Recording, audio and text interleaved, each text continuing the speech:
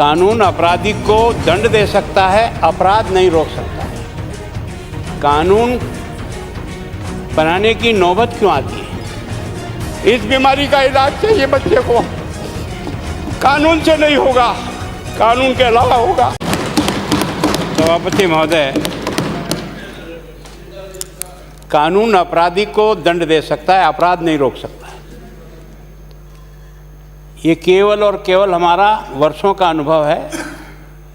कानून अपराधी को दंड दे सकता है, अपराध नहीं रोक सकता है। अगर ये कानून ही रोक देते तो अब तक 302 का मर्डर नहीं होता, और इसलिए इसकी गहराई तक जाने का प्रयत्न। कानून बनाने की नौबत क्यों आती है? ये इसलिए आई है, मैं बहुत कड़वे शब्दों में कह रहा हूँ, माफ़ी चाहता हूँ आपसे।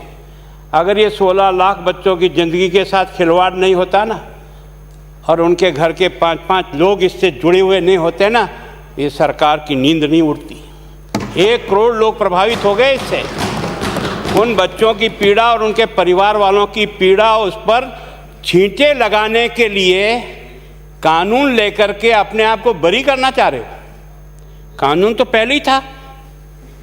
ये जो आपने कानून है ना, ये जो आप नया कानून लेकर के आए, इसके पहले आपने ये कानून नवंबर में 92 में बना दिया ना। मैं आज जब जवाब दो मंत्री जी, ये बताना, ये 92 के कानून के तहत अब तक राजस्थान में कितने लोगों को सजा हुई है, उसका नाम बता देना। ये खाली कागजों में पड़े रखने के लिए पुलिंदा बना देने का शौक पड़ गया है। कानून बहुत है, फांसी लगा देंगे, ये लगा देंगे, इससे अपराध रुकता है? अपराध जिस व्यवस्था से रुकता है, हमारे सिस्टम को बदलना पड़ेगा।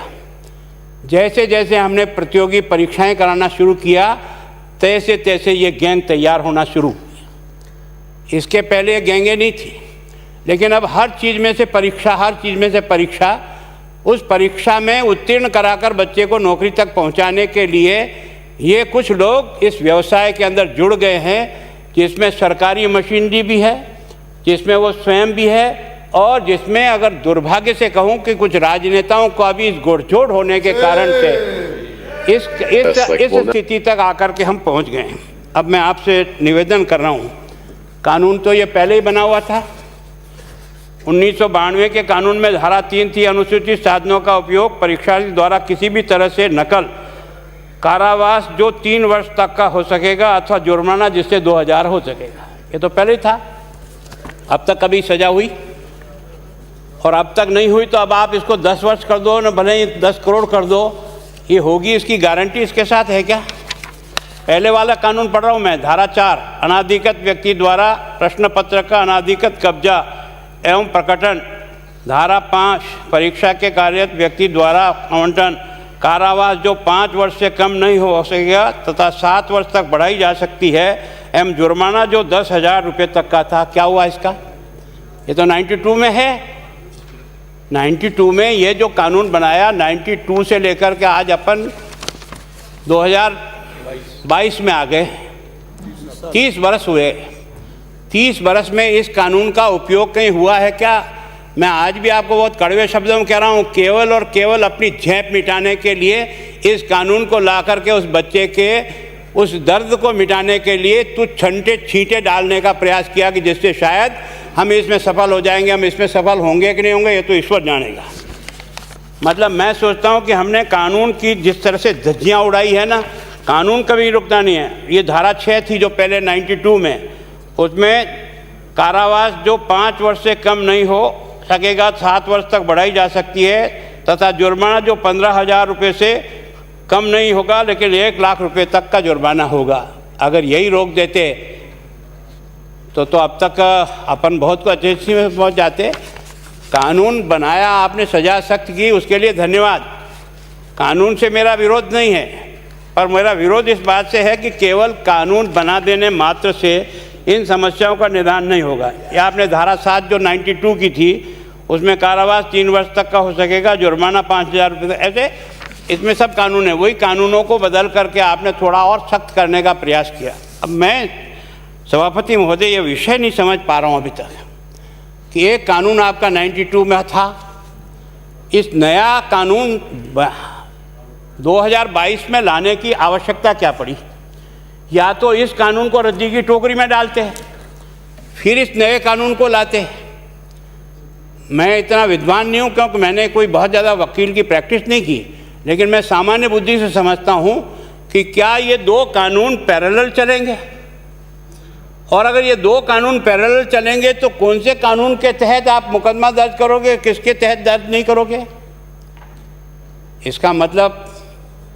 इसका मतलब केवल और केवल लोगों को दिखाने का एक तरीका है। सज़ा कम है, 10 करोड़ कर दो, 25 करोड़ कर दो, उसके कारण से समस्या का हल होता हो, ऐसा मुझे तो कम से कम इसमें से दिखाई नहीं देता। कानून हमारे पास पहले से था, और अभी और इस कानून में कुछ सजाओं का अंतर हो सकता है, कुछ काम का समय कम ज़्यादा हो सकता है, इससे ज़्यादा तो कोई इसमें अंतर है नहीं। अब आपने देखा, अब मैं दोनों ही कानून में आपको तुलना करता हूँ। अभी जो नया कानून बनाया हमने 2022 में, जो पहले वाला मैंने आपको पढ़ा था जिसमें 2-3 साल की सज़ा थी 2000, और अभी वाला जो आपने किया कारावास जो 3 वर्ष तक का हो सकेगा, और जुर्माना जो 1 लाख रुपये से कम नहीं होगा। जुर्माना न भरने की स्थिति में कारावास जिसकी अवधि 9 मास तक और हो सकेगी। पहले ये था, अब ये हो गया। अब इसके कारण से नकल रुक जाएगी, अपराधी घर चला जाएगा। अब तो कुछ होना ही नहीं है ना। धारा 4 में जो पहले था, और अब नया क्या किया आपने? प्रश्न पत्र पर कब्जा और प्रकटीकरण। धारा 5 परीक्षा कार्य में अनस्त व्यक्ति द्वारा प्रकटन। धारा 6 प्रश्न पत्र का उत्तर पत्रक। इसमें धारा 7, धारा 8, 9, उसमें जो आपकी शास्ति है, वो शास्ति आपकी है कारावास जिसकी अवधि 5 वर्ष से कम नहीं होगी, किंतु जो 10 वर्ष तक हो सकेगा, और जुर्माना जो 10 लाख रुपए से कम नहीं होगा, किंतु जो 10 करोड़ तक हो जाएगा। अब इस 10 करोड़ का चश्मा दिखा देने से अपराधी को डर लग जाएगा। क्या जुर्माना न भरने के कारण से 2 साल की और सज़ा बढ़ जाएगी। तो ये सारे प्रोविज़न करने मात्र से क्या, मैं सोचता हूँ इस बारे में थोड़ा सा आप सोचो। और कानून लाने के लिए आपने जो तर्क दिया ना, वो तर्क दिया है कि बजट प्रस्ताव के साथ संलग्न उद्देश्य और कारणों के कथन किया कि उक्त अधिनियम 1992 3 दशक से भी अधिक पुराना है। तो पुराना बेकार है, हम जैसे पुराने हो गए तो फेंकने लायक हो गए ना। मतलब जो कानून आपके पास है, उसी कानून में अगर कुछ और सख्ती करनी थी, कुछ धाराएं उसमें जोड़नी थी, कुछ बढ़ाना था, घटाना था, उसी को कर लिया जाता, उसमें क्या अंतर पड़ जाता। लेकिन आपने इसमें जो है ना, ये कहकर के इस दौरान इस मुद्दे से संगठित अपराध के आयाम का रूप ले लिया। ये संगठित अपराध क्यों हुआ? ये संगठित अपराध को अगर ठीक करना है ना, तो जितने कोचिंग संस्थाएं जो चल रही ना, इनका पिछले 8 साल का रिकॉर्ड निकलवाओ। अगर कुछ करने की मंशा हो तो, नहीं हो तो कुएं में डालो, कोई चिंता की बात नहीं। जो डूबना है प्रदेश को तो डूबेगा। मतलब 10 वर्ष में, चाहे मेरा सरकार रही हो, चाहे आपकी रही हो, किसी में स्वयं शिक्षा मंत्री हूँ, अपराधी होऊंगा, कोई चिंता की बात नहीं। लेकिन आप कम से कम इन 10 सालों से इन जितनी कोचिंग संस्थाएं चल रही है, इनकी जितनी परीक्षाएं हुई है, उनके परीक्षा के रिजल्ट के साथ आप एक टीम लगा करके इनका पोस्टमार्टम करो, तब आपको समझ में आ जाएगा कि ये बीमारी कहाँ से चली है। ये बीमारी इन व्यवसायियों के थ्रू चली है।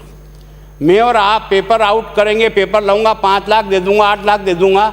मैं क्या 2 करोड़, 5 करोड़, 8 करोड़ दे सकता हूँ क्या? भैया ये सारे के सारे जो पैसे देने वाले बड़े बड़े दिग्गज लोग हैं, जो कोई 10 करोड़ में पेपर ले जाता है, कोई 3 करोड़ में ले जाता है, कोई 2 करोड़ में ले जाता है, फिर अपने कोचिंग संस्थान में रिजल्ट लाता है, और उसके बाद बड़े बड़े पोस्टर बाहर लगाता है, मेरा 100% सिलेक्शन। ये है बीमारी की जड़। अगर मार करना चाहते हो तो यहाँ करो, तब तो जा कर के इसको कोई रोक सकोगे। बाकी से केवल मन को संतुष्ट करने का काम करो तो ये राजस्थान के उस गरीब बच्चे के साथ न्याय नहीं होगा, जो बड़ी मुश्किल से पढ़ता है, अपने घर में बूढ़े माँ बाप को भूखे मार के पढ़ता है, और उसके बाद परीक्षा के लिए जाता है, रोता हुआ घर लौटता है। क्या दुख नहीं होता है? हम लोगों के मन में कोई रहम नहीं है कि आखिर उस बच्चे का क्या होगा जो अपनी बड़ी पीड़ा के साथ पढ़ रहा है। इन सारे पैसे वाले लोगों के पास में आपने सारी सरकारी नौकरियों को भेज दिया, मैं बहुत कड़वा सच बोल रहा हूँ। आज जो पिछले 8 साल में नौकरी में लगे ना, उन सब का भी पोस्टमार्टम कराओ, आपको लगेगा आधा फर्जी मामला निकलेगा। कोई है नहीं, कोई सोचने वाला है इस पर कि आखिर उसके दर्द को कौन जानेगा, है ना। जिस प्रकार से हमने परीक्षा के माध्यम से इन पैसे वाले लोगों को उतार करके सारे के सारे उन गरीबों की आशाओं के ऊपर पानी फेर दिया। रात और दिन पढ़ता है, भूखा प्यासा पढ़ता है, घर बेच करके पढ़ता है, खेत बेच करके पढ़ता है, लेकिन जब उसका सिलेक्शन नहीं होता तो जहर खा के मरता है। कोई इस पीड़ा को समझने के लिए तैयार नहीं है। और हम इस कानून को ला करके दुनिया को बताना चाह रहे हैं कि हमने इतना बड़ा कानून कर दिया, इस कानून से कुछ भी नहीं होगा। मैं आज आपको कह रहा हूँ, ये जो आपने नए प्रावधान जोड़े हैं, मैं सोचता हूँ कि मुझे कुछ बोलने की इच्छा नहीं, मुझे बहुत दुख है इस बात का। क्या होगा ये?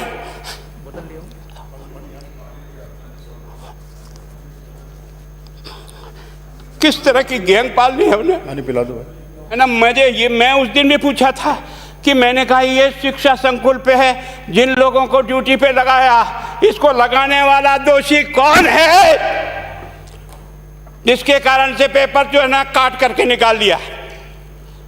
ये तो ठीक है, भाग्य हमारा अच्छा था कि सवाई माधोपुर की घटना खुट गई और एसओजी को उसमें हाथ में लग करके कुछ केस लग गया। अगर वो केस नहीं लगता तो आज आपकी सारी नौकरी पर इन सब बड़े बड़े दलालों के स्कूल में पढ़ने वाले बच्चे होते और मेरा गरीब का बच्चा अपना घर लौट के जाता। क्या दुर्भाग्य है।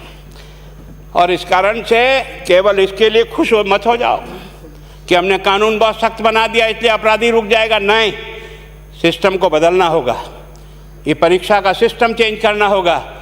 मैं सोचता हूँ कि क्या हम इतने अक्लमंद बैठे हैं, क्या इस व्यवस्था को चेंज नहीं कर सकते? क्या एक ही पेपर सारे राजस्थान में 20 लाख बच्चों को दिया जाए? क्या इसका कोई ऑल्टरनेट नहीं हो सकता? इसका ऑल्टरनेट सोचना चाहिए कि हम परीक्षा को टुकड़े टुकड़ों में कैसे कर सकते हैं। जिले के अनुसार पेपर नहीं, एक नहीं हम 25 पेपर बना सकते हैं। कौन से सेंटर पर कौन सा पेपर जाएगा कोई तय नहीं करेगा कौन सा जाएगा, और हम जो इच्छा होगी उस सेंटर पे वो पेपर भेजेंगे। और ये जितने भी प्राइवेट कॉलेजों में आपने सेंटर बना रखे उनको बंद करो, इनको तुरंत बंद करिए एक ऑर्डर से। जितने भी सरकारी विद्यालय है और सरकारी नौकर ही एग्जामिनर बनेगा और एग्जामिनेशन करेगा, तब तो आप इसको बचा पाओगे। ताकि आप और मैं कितने भी कानून बदल कर दें, आपका वो जांच करेगा, आपका वो अधिकारी आएगा। आपने कहा भाई सेशन जज के नीचे नियुक्ति नहीं होगी, इसके अलग से कोर्ट होगा, बहुत अच्छी बात है। प्रोविजन जो आपने डाले हैं वो स्वागत योग्य, स्वागत करता हूँ, पर इन प्रोविजन को लागू तो आप और मैं ही करूँगा, कौन करेगा? जब हम ही ठीक नहीं है तो इन प्रोविजन क्या रोएंगे अंदर बैठे बैठे? जब तक हमारा दिल और दिमाग ठीक नहीं होगा ना, इस बीमारी का इलाज नहीं होगा। हमने शिक्षा के मंदिर को भ्रष्टाचार की भट्टी में जलाकर खाक कर दिया। दुर्भाग्य हमारा, जहाँ से कोई आशा की किरण दिखती थी उस गरीब को कि चलो मैं अपनी मेहनत से आगे बढ़ जाऊँगा, लेकिन अब वो निराशा में आ गया। उसको लगा कि अब कोई रास्ता नहीं है। और इस कारण से मैं सोचता हूं कि आप जिस भावना से लाया, मैं आपकी भावना की इज्जत करता हूं, लेकिन केवल आपकी भावना इन बेईमानों को नहीं रोक सकेगी। इसको रोकने के लिए हमको सिस्टम को बदल करके और तुरंत उस पर ध्यान करना चाहिए। कानून 302 का बना हुआ है, क्या मर्डर रुक गए? आप भी जान रहे हो रोज के रोज पोक्सो कोर्ट में आजीवन कारावास हो रहा, क्या व्यभिचार रुक गया है? अपराधी को दंड मिल सकता है, अपराध बंद नहीं हो सकता है। अपराध बंद करने के लिए जो सिस्टम होते हैं उस सिस्टम में चलो।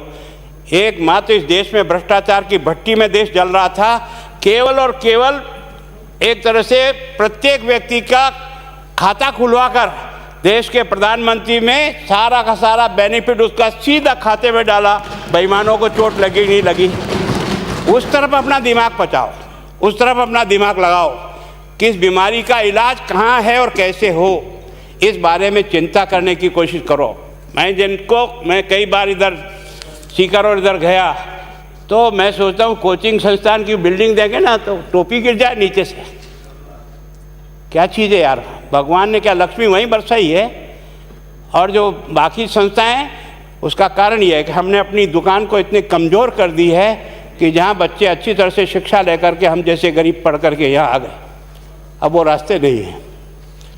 और इस कारण से मेरी बहुत विनम्र प्रार्थना है, इस बीमारी का इलाज चाहिए बच्चे को, कानून से नहीं होगा, कानून के अलावा होगा, और उसमें आप करें। धन्यवाद। Thank you.